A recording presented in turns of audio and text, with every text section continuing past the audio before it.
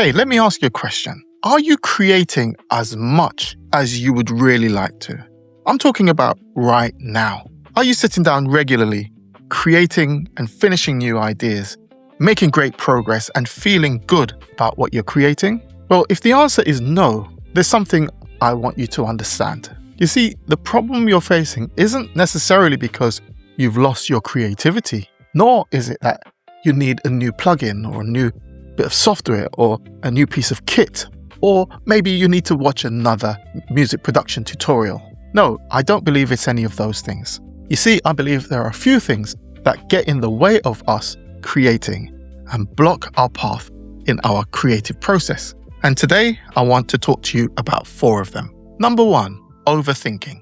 Now, one of the biggest creative killers is thinking about creating, but not actually creating anything. You see, you can sit down at your computer and before you've even made a sound, you start thinking, what's the best sound I can use right here? Maybe I should start with some drums, or maybe a great sample.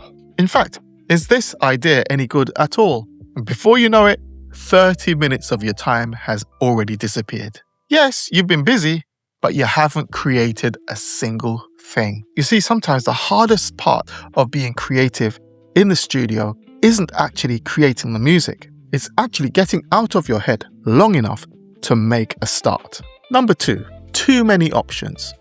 Now, I've said this before. This one is particularly difficult for music producers because we have never had so many powerful tools at our disposal than right now. We've got thousands of plugins, thousands of effects, millions of samples, and now tons of AI tools that we can reach for at an instant. And yes, of course, that's fantastic having all of these resources, but that in itself is the problem. We have way too many options to choose from. You see, too much choice doesn't always lead to more creativity. In fact, sometimes it leads to paralysis. Sometimes we can spend so much time deciding on what to use, we end up using nothing. And that's one reason why putting limitations around your creative options can be a very powerful decision. Start with a single drum kit, a single instrument, a single idea, and decide to just work for 30 minutes. Then make a start. Okay, number 3, perfectionism.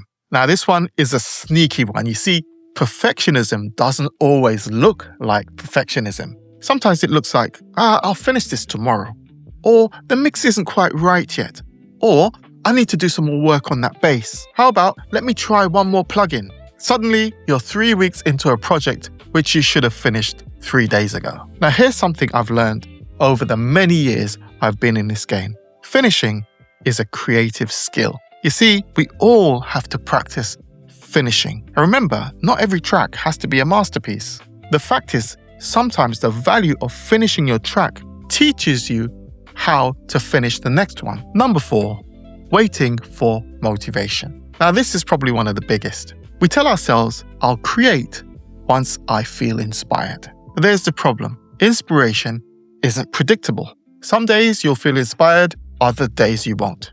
And if your creativity is always dependent on how you feel, you're always going to be inconsistent in your output. And that's why I feel so strongly about consistency, and you hear me talk about it all the time. You don't always need motivation. Sometimes you just need momentum. Sit down, make a start, give yourself 30 minutes, and let the act of creating create the motivation. So here's a bigger point. If you're not creating as much as you want to, don't think to yourself, hey, I'm not creative anymore. Instead, ask yourself, what's actually getting in the way of my creativity? Is it overthinking, too many choices, procrastination, or maybe you're just waiting to feel motivated? Because once you identify what the issue is, you can begin doing something about it. And that's a big part of what I'm doing to support creatives through the Sound Mindset Coach. It's not about giving you another reason to sit in front of your computer. It's about helping you develop the mindset, focus, and consistency so you can actually use the creativity that you already have. Because I genuinely believe that most of us don't need to become more creative. We just need to become better at accessing the creativity that's already inside us. So here's your challenge. Don't wait for the perfect day. Don't wait until you feel inspired. Set a 30-minute timer, pick one creative idea, and make a start now.